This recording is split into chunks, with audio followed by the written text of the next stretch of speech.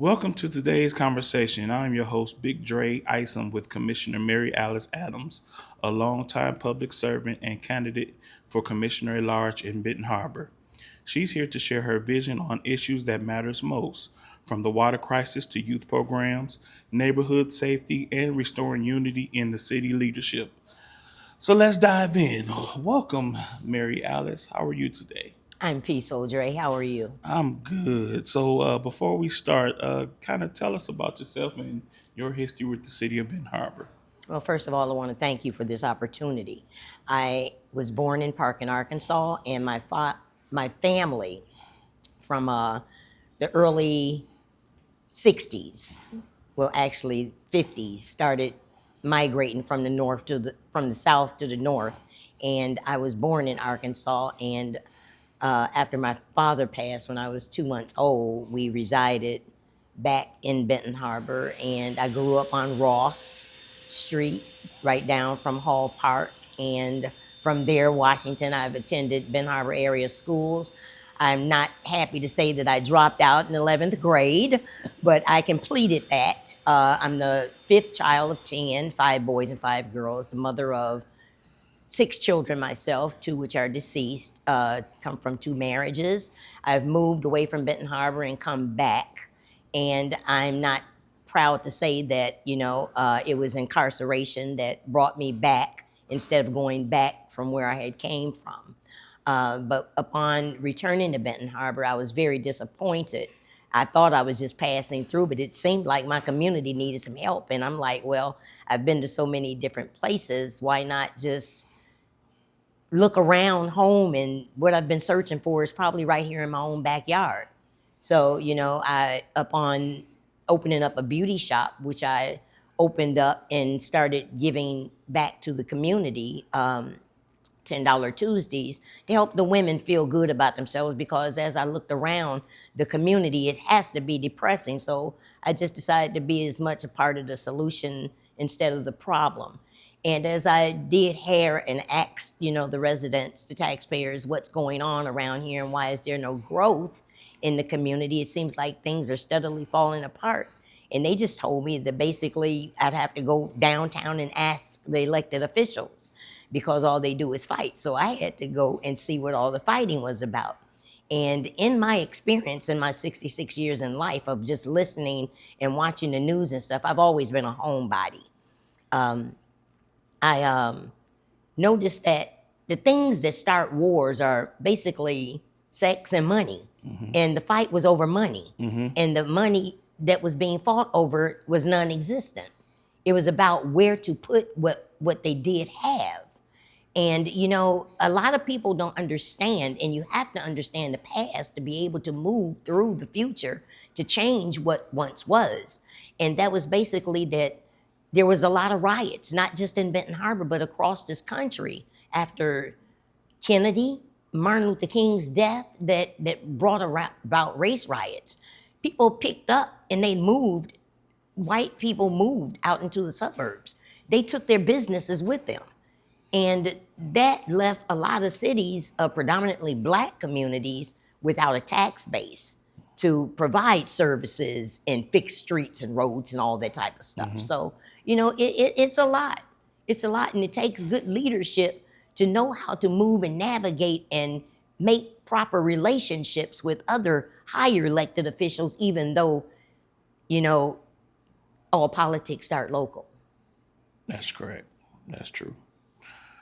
All right, so you ready to dive in? Let's dive. So these questions, I did a Facebook post, and I asked city residents, what are their concerns, what are their questions about what's going on in the city. So took a poll of those questions and concerns, and these are the questions that I'll be asking you. Okay. She hasn't been privy to these questions before this interview, so these is right off the cuff. So here we go. So first, let's talk about the water and the infrastructure that's going on in the city. So Ben Harbor has been faced with a water and trash rate increase. How do you feel this could affect the citizens and the seniors? In a devastating way, because when you live on a minimum income in a predominantly Black community where there are no jobs, there's no lack of businesses, because we patronize other people instead of patronizing each other and keeping our dollars within our community. See, it's twofold. We have to hold ourselves accountable too for a lot of things that we don't have because we give it to others and we have for far too long. It's just like celebrating holidays that really are not ours. They're pagan holidays that have nothing to do with us, that was drug actually to this country. But we're here and we must make the best of it. But as it relates to the increase in crisis, we first have to understand that we have a water plant that we have been in danger of losing because of millions of dollars of a loan that was taken out years ago. And that was when Benton Harbor water plant was able to assist St. Joe and the township. They broke away and decided to get their own and left Benton Harbor holding the bag. Somebody has to pay for the upkeep and the operations. Those paychecks, those are jobs out there that make sure that we have, adequate drinking water. Right. But it costs a lot. And people may have heard that they trying to sell the water plant and this and that. We may have to. And it's a valuable piece of land, but we want to hold on to it. And me personally, I have gotten with the governor and asked her the questions about, we in Michigan sit on the freshest, Michigan itself is the world's fresh water source of, and we sitting on all of these aquifers that are filters that actually clean groundwater, even though we still have to filter it if we decide to use it. What she told me was that the millions that it would cost to build another filtration plant to pump that water up and make it utilized would be years down the road. So what do we do until then? We have to find a way, and it's sad that we, the underserved, have to pay for it, but we want it. And if we go somewhere else, if I move to another community and they already have ordinances and taxes already set in place, I have to adhere to that. So we have just got to find ways, and it's going to take like minds, accountability, transparency, and willingness on all of our part to do our part. It's a lot. So I guess that brings me into the next question. So what alternatives should the city consider to avoid putting all the burden on the residents? See, we're talking an increase in our water and trash. It's no secret that the landfill has gone up on their price. And we, the consumers, always, even with stores and stuff, when people go in stores and take stuff and they take, a hit for it, the consumer is always the one that catches it. And this includes me as well. But the only thing I can think of is that it's going to take someone to be able to have a mindset to think outside of the box, to create something like jobs of some sort. Just like a lot of the things that we take to the landfill. We need to start working together to save and utilize those things, because we've been sending it to other countries for decades and they utilize it, making things that they ship back and sell to us. Right. It's like we're purchasing our own waste. And these are things that a lot of people are not aware of. Right. Just like right now with the tariffs that this administration under Trump has put in place. We have big barges sitting out on the water with a lot of products in them coming to America that we have ordered that's really our trash. Wow. We need to be creating our own jobs, making our own molds of sandals, earrings, what have you, whatever, these chairs, furniture. Yeah. The lead service lines were replaced, but how do we maintain water safety long term? Creating jobs for one. But when it comes to creating those jobs, it has a lot to do with when I go to the pump and I pump gas and I pay my taxes. When I go to the store and purchase some things, people pay their taxes. Some of those taxes are divided with the state. The state, in turn, sends taxes back to communities that pay their taxes. We have to be smarter at what we do with them. And I'll give you a for instance. We were operating after the emergency manager, and everybody knows that I pushed as the legislative chair the medical marijuana ordinance because I wanted to decriminalize it because Black people were being over sentenced for a minimum amount of, Right. anyway, to create a tax base. And it has creams, it created jobs, it brought in businesses. Have you heard any crime about them? No. No. But we have money that we can operate with. And my thing was, I couldn't understand why and I tried to take that money and put it in its own account so that we could do things for the youth, a skating ring and give them more positive things to do in the community and work at getting the old modern plastics back up and doing some of those things that I was talking about other countries doing. Because when things like that dissolved and went away, we lost a large tax base. We shouldn't have to travel outside of our community to go to jobs that we have the capability of creating ourselves. I agree. But when we have someone up over us and we can't see them with other plans that suppresses a people, and that's what had been going on in Benton Harbor. And a lot of people just think that they can just jump right in and fix a thing and not know the history. It's deep. All right, we're going to jump to public safety. So many residents want safer, cleaner neighborhoods.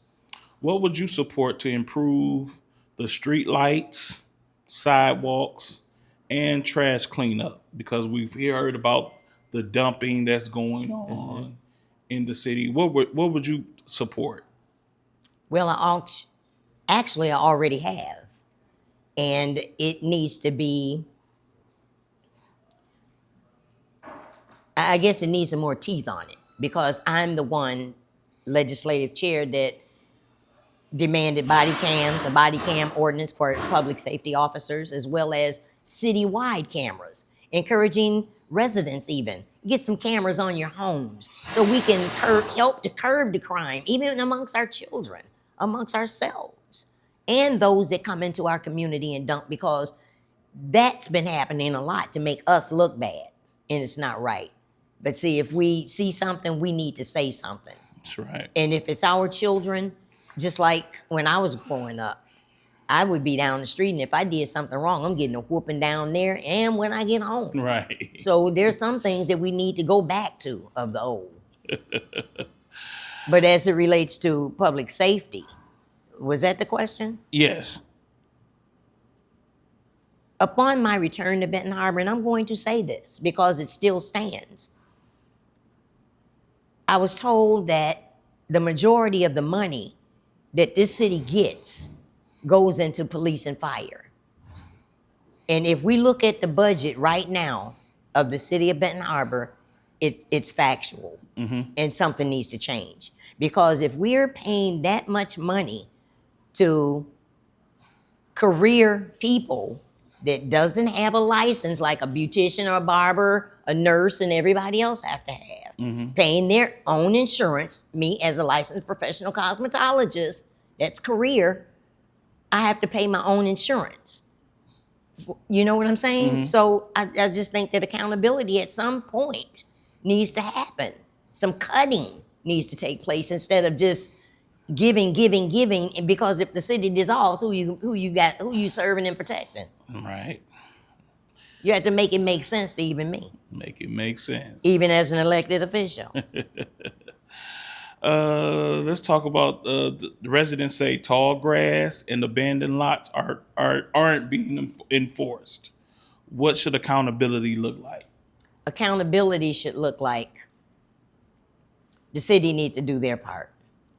Don't jump up and send out someone fining the residents that have already, the ones that are actually paying your check, fining them, and the city not doing their part. That needs to stop. And those are things that I've been voiceful about in the past, and I will continue in the future until we can fix some things. And that's why I'm running, is because I have some unfinished business. All right, so this is a hot topic, y'all. Y'all ready for this one? Uh-oh. So as of this week, there's a proposed mobile nuisance ordinance being considered. What's your stance on it, and how could it might impact the citizens? Okay, I've saw the footage, some of it. I've saw a whole lot more than that, and I'm very aware of what goes on amongst our young people. Nobody is trying to stop anybody from having a good time. And for those that may have watched the legislative meeting before it went before the full body for a vote, I voiced my opinion then, and I'm going to voice it now, because I don't think that we need to be fining our people any more than we already are. There's already an ordinance on the books. Enforce it. Don't create something else that's going to take predominantly Black people across the bridge where they're mistreated in Marion County Jail, from there, the pipeline to prison. No, but what our people are doing is unacceptable. And I've seen it. In and out of the store, drinking and stuff. I mean, we got to hold ourselves accountable too. We just can't keep pointing the finger at elected officials when your music, I got to get up, those that do have a job. Why I got to hear you bumping through my neighborhood and I'm trying to sleep and I got to get up and go to work? Right. I mean, Blocking streets. right. But the thing is we failed long ago, and that's why I got involved. Because if you don't give young people something to do, this is what's going to happen. And that's what has happened. And not all of them are young. There's some older ones, and I heard one of them speak. And she was, I like to go out, and I'm going out, and I go out to have a good time. And everybody does, but when people have beef and they see each other, what can I say? But we cannot allow. And a lot of that beef stirs from social media. And it does, but this is something that I had an idea about. And this has been almost 20 years ago. And I'm going to say it because it is about to pass sometimes. And Director McGinnis, I'm like, we used to have boxing in the armory. My nephew, he's about to box again with the champ on the 26th up at the arena in Detroit. Why can't we do something to put something creatively together? Like if they're in school and they got beef with one another, challenge each other, and let's put them in a ring, and others pay to come see the fight, see the match. Right. Because it can be funny, it can be fun, and then you've just raised some money to help to do something else for them. I mean, if we don't know how to think outside of the box, then we're going to continue to be boxed in. So that actually is a segue to the next topic. So just beyond keeping the kids busy, what kind of youth programs do you think Benton Harbor really needs? There are many. And I think the first one should start with something like that boxing thing, but more so social than anything. And we've been knowing and knew when they first built the Boys and Girls Clubs, both of them, that it was not going to have the capacity to house all of our children and give them something positive during the evening.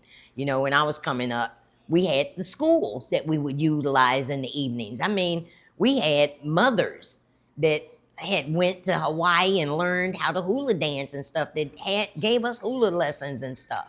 Those type of things, the older ones with some sort of skills, if there's a safe space and place for those type of things, our high school.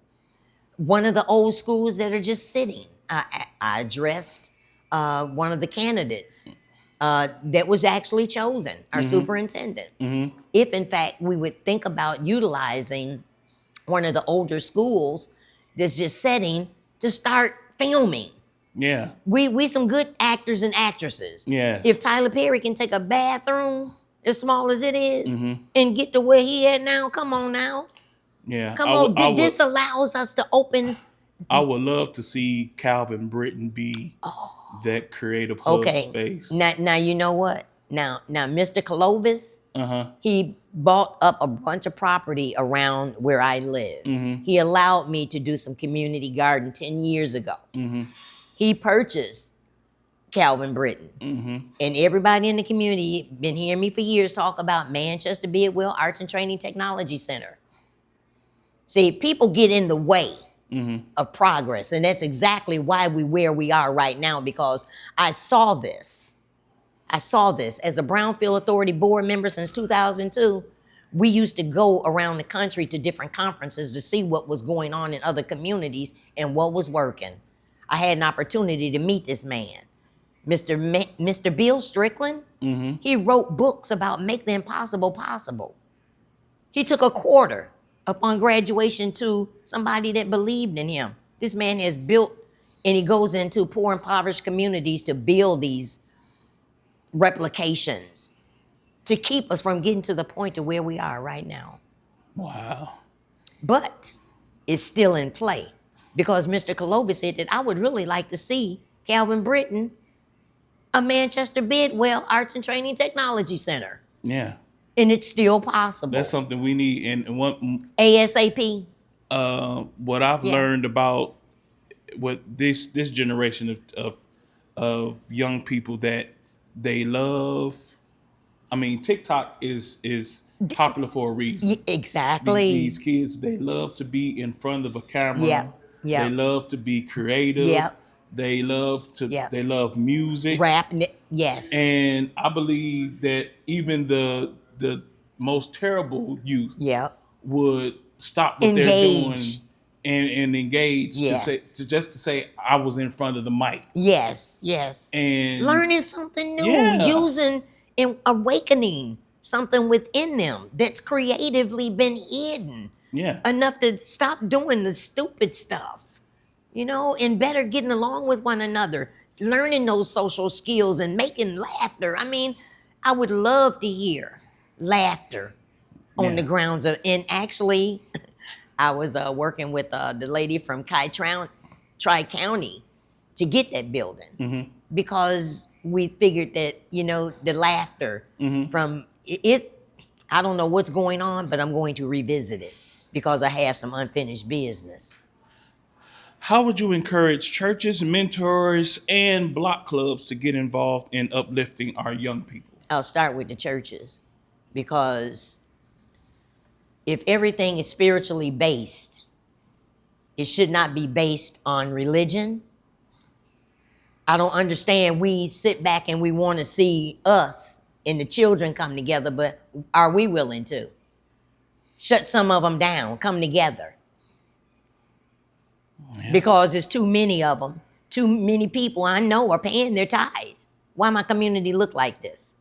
And when I first came back, 98, I'm like, and I'm doing my research before I ran for office. For 10 years, I did research. I'm filing and scanning and reading. I hate to read, but I had to because I was on a mission.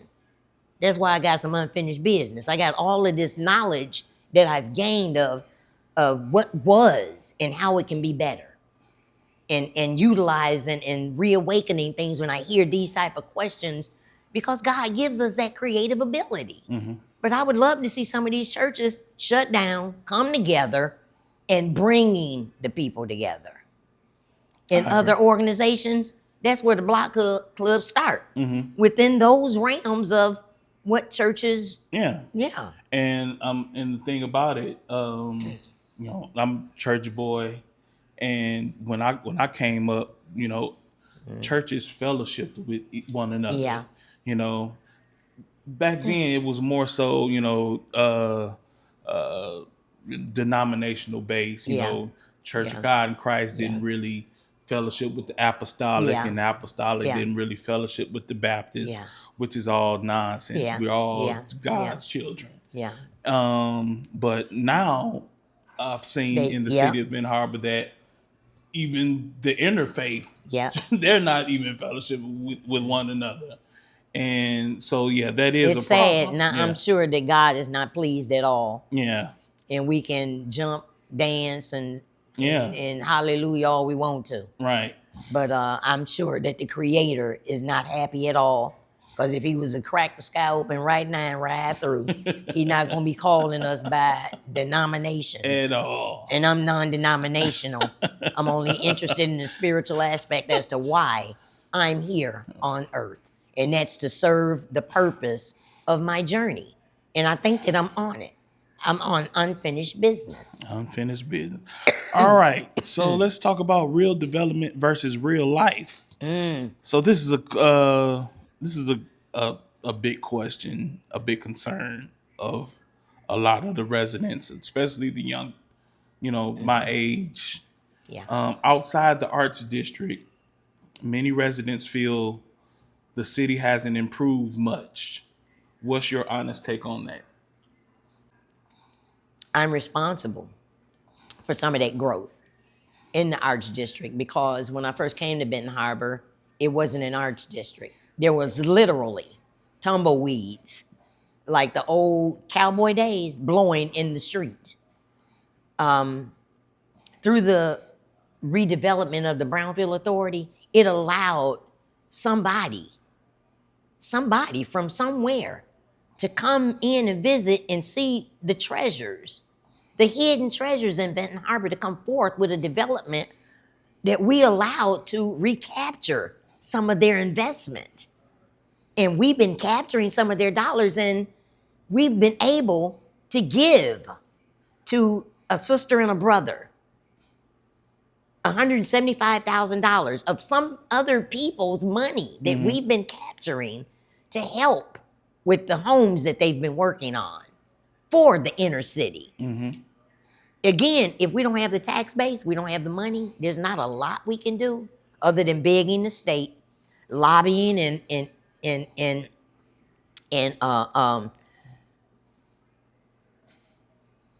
the state, the federal government for money. They know what's needed. And for a long time, the state of Michigan has held back state revenue shares from the citizens of Benton Harbor wrongfully, which is why we where we are. And they're giving it back slowly but surely. And it took a good governor like Governor Whittemere to come, clean, like we found these billions of that. No, they were there. Right. They were there. And now it's time to issue them out so that we can take care of the inner city. This is what I've learned when we used to go as a Brownfield Authority board member out to other communities across the country to conferences and stuff. And that was safe streets, getting back smart to mom and pop shops, and walking distance, bike, rails along the street for safety, all of that. There's already a map. I have unfinished business. Do you support rezoning or township reintegration to help increase the city's revenue base? If the city of Benton Harbor does not do something, if more citizens pack up and leave, I'm afraid that might be the only alternative to build on our tax base, to build on our population. This is something that I learned in the midst of my research. I didn't understand when I saw the documents. I've even been into universities, how much money the state and the federal government gives them. Billions of dollars for research and other different stuff. And what I learned was that it's because of populations and education in different prospective places. That's why Benton Harbor, like people like my classmate Triplet, strive so hard to go to school, go to school, go to college. We need to be utilizing LMC more. Even me at my age, I probably need to go and get an associate's because it would help with our tax base. I mean, because the government funds that. Right. Yeah. Well, if we don't end up with a king, I would say. Yeah. What would it take to bring real investment to the neighborhoods that feel left behind? Get a grip on our youth, for one. Because if I lived somewhere and I had a lot of money and I was looking to invest in some small town that really needed help, and I saw some of the fighting and stuff that I see that these young people taking post, I would probably pick up speed coming from Chicago down 94. I would probably pick up speed passing Benton Harbor. But getting a grip on things and the way we treat each other, the way people want to be in a peaceful place. I mean, so you would think, I mean, it shouldn't just happen when we get older. Like I say, I'm a homebody because that's where I found, even as a little girl, my greatest peace because I couldn't really go anywhere. And to that point, I feel that we can't always look for others to do what we can do for ourselves. We need to hold us accountable. Yeah, we got to hold self accountable. I've heard the stories about the new beautification of the parks that have been beautified, but where there's trash on the grounds and bathrooms being torn apart and brand new. Yeah. Brand new. Yeah. Those are things that I saw even in Holland. They have bathrooms throughout the community where it has created jobs for somebody to have to go in and clean. That's smart thinking of how to create a job for somebody. But nobody, I'm working with some seniors and trying to get some younger people involved in home health care and going to clean or what have you. And it may be just a couple of hours for a couple of days a week. Where are they? Nobody wants to do anything. I don't know what. I guess you can suppress a person for so long that they lose hope or something. But I'm here to encourage. Here to encourage because we can do anything we set our minds to. And we're going to be all right if we just come together and stop all the fighting. And we got 9 elected officials. Everybody is an individual and everybody is not going to think alike. It took me a couple of years to get them on board with this marijuana thing, to see the larger picture because we were steadily sinking. And we need some money and we need to start building. And that's what it's going to have to take. Sometimes I have to, try to bring you to my side. Right. I mean, see things my way, but not to be mad at you because you don't. Right. We can agree to disagree. And I want to say this because a lot of people in this community has heard me say, it may have looked like me and the mayor was fussing and stuff, and we were, but we agree to disagree and we keep it moving. We keep it moving. There's no hatred there. We got to work together. Right. Yeah. Yeah. Well, you pretty much answered that question because a lot of residents do feel like the city leadership is divided, and how important is unity within the commission, and what would you bring to that table? What I would bring to that table is what I've always brought, my ideas, and trying to get you to see my way. Not to mean that you're going to, but it doesn't mean that I get mad at you and want to just, take you and hang you over it. No, respect my opinion. Respecting each other's perspective, place, and mindset. Don't mean you give up, though. from that Right. hope and dream. You keep coming. Keep coming until I can try to get you to see things my way and see the larger portion of this picture and what it can bring. And eventually they gave in because they actually saw. I'm like, please do your homework, do your research. I stay in other communities in their paperwork, trying to see what's working. When I hear stuff, I go to those communities' ordinances and stuff to see what's on their books. As legislative chair, that's the type of stuff I did. See, my job is to legislate law, find ways to make people's lives better.